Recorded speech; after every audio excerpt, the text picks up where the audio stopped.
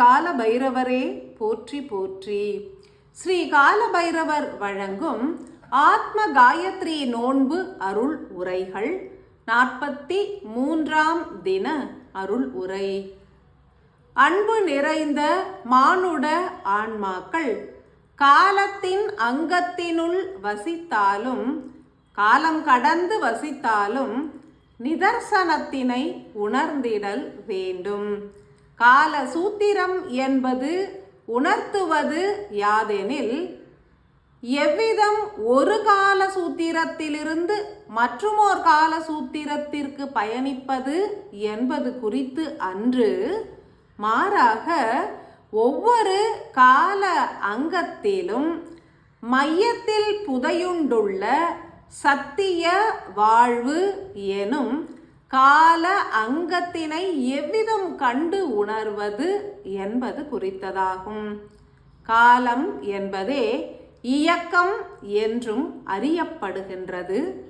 எனில் இறைவனாக கருதப்படுகின்ற ஆன்ம அணுக்கள் யாவுமே பூரணமாக விரிந்து வெவ்வேறு இயக்கங்களை உருவாக்கியே நிலைத்துள்ளது. முன்னரே வகுக்கப்பட்டுள்ள கால அங்கம் எனப்படும் இயக்கத்தினில் மாத்திரமே ஆன்மாக்கள் மீண்டும் மீண்டும் பிறவி கண்டு நிலைத்து வாழ்கின்றன. பூரணமாய் உணர வேண்டியது மிகவும் அவசியமாகும்.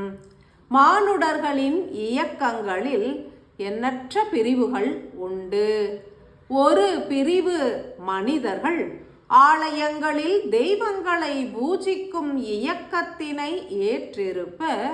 மற்றோர் பிரிவு மனிதர்களோ ஆலயத்தினை தூய்மையுறுத்தும் இயக்கத்தில் ஈடுபட்டிருப்பர்.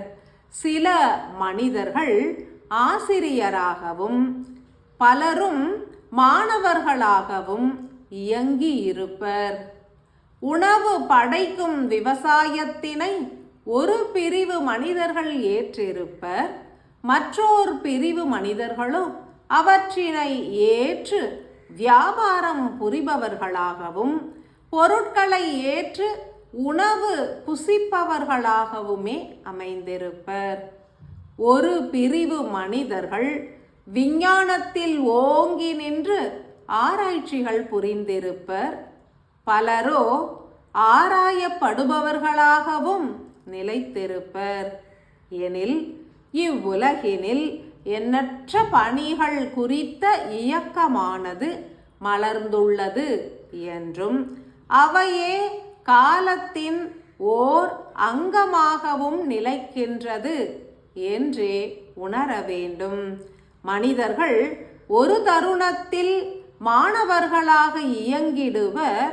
மற்றோர் காலத்தினில் அதே மனிதர்கள் ஆசிரியர்களாகவும் இயங்குகின்றனர். எனில் உணர்வது யாது? பல்வேறு கால அங்கங்கள் எனப்படும் இயக்கங்கள் இப்பூமியில் நிலைத்துள்ளது என்றும், எந்த ஒரு இயக்கத்தினில் நிலைத்து செயல்புரிகின்றோம் என்ற உணர்வு நிலையினை அனைவரும் ஏற்க வேண்டும் என்பதே சத்தியமாகும். கழிவுகளை நீக்கும் தொழிலில் ஈடுபட்டிருந்தாலும், செல்வ செழிப்பு நிலையில் வாழ்ந்திருந்தாலும், அவை யாவுமே காலத்தின் ஒரு அங்கமே என்றுணர்க. மனிதர்கள் மாறுபட்ட கால அங்கம் எனப்படும் இயக்கங்களில் ஈடுபடுகின்றனர். தேவையான தருணங்களில் வெவ்வேறு இயக்கத்தை ஏற்று அதற்கான கால அங்கத்தினிலும் பிரவேசிக்கின்றனர். எனினும் அதி நுண்ணிய சூட்சமத்தினை உணரத் தவறுகின்றனர். புறவாழ்வினில் மாத்திரமே கால அங்கங்கள் உண்டு. அகவாழ்வினில் காலம் என்பது நிலைப்பதில்லை.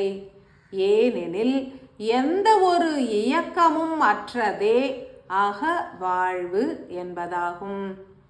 இறைவனை எந்த ஒரு ரூபத்தினிலும் ஏற்று உள்முகமாய் ஆராதித்து துதித்து சரணங்கள் புரிவது என்பது அனைவருக்கும் ஒத்த வழிமுறை இயக்கமாகவே மலர்ந்திருக்கும். காலத்தின் 13ஆம் சூத்திரம் என்பது அருள் எனப்படும் இறை சக்தி குறித்தே எடுத்துரைக்கும். எவ்விதம் புற வாழ்விற்கான பொருள் வளம் அருளுகின்ற வகையில் ஆத்ம காயத்ரி மந்திரம் உரைக்கப்பட்டதோ அவ்வகையில் அருள் வாழ்விற்காகவும் இம்மந்திரமானது பிரயோகம் கண்டிடும். எந்த ஒரு பணியினை ஏற்று இயங்கினாலும் மனிதர்கள் புறத்தினில் மாத்திரமே கால அங்கத்தில் வசித்திருப்பர். அருள் உலகம் என்பது அக உலகமாகும். அதன் ஆற்றல்களை பெற்றால் அனைவருமே ஒரே கால அங்கத்தினில் நிலைத்திருப்பர். இறை சன்னதியில் வீற்றிருப்பர். காலத்தின் 13ஆம் சூத்திரம். மனிதர்கள் யாவரும் புறத்தினில் பொருள் படைத்தவர்களாகவோ அன்றி பொருள் அற்றவர்களாகவோ நிலைத்திருக்கலாம்.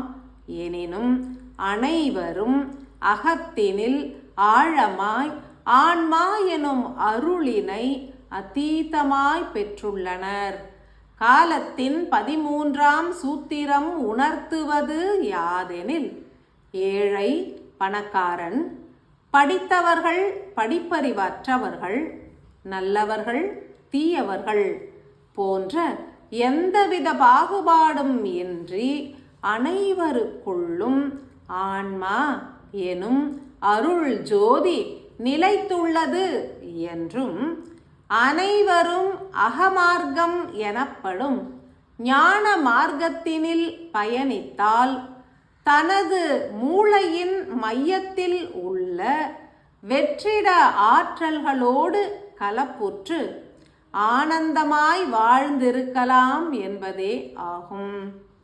புற வாழ்க்கைக்கு தேவையான அனைத்து ஆற்றல்களும் ஆன்மாவினிடம் புதைந்துள்ளது எனில், புறத்தினில் தேடுவதனை விடுத்து அகத்தினில் உள்ள ஆற்றல்களை தேடியே பெற்றிடல் வேண்டும். ஆத்ம காயத்ரி மந்திரத்தினில் அடங்கியுள்ள 13ஆம் காலசூத்திரம் என்பது மாறுபட்ட தன்மையினை வெளிப்படுத்தும்.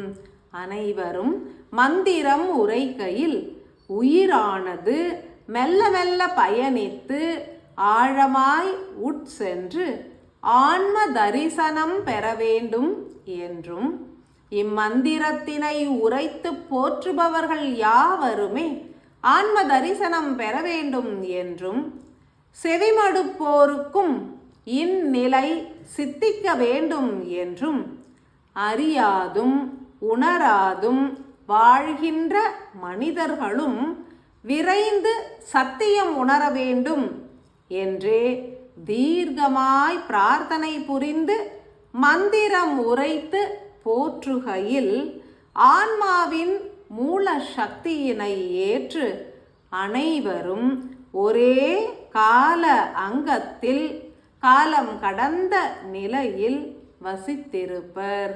உணர கடவது. பூரண ஆசிகள்.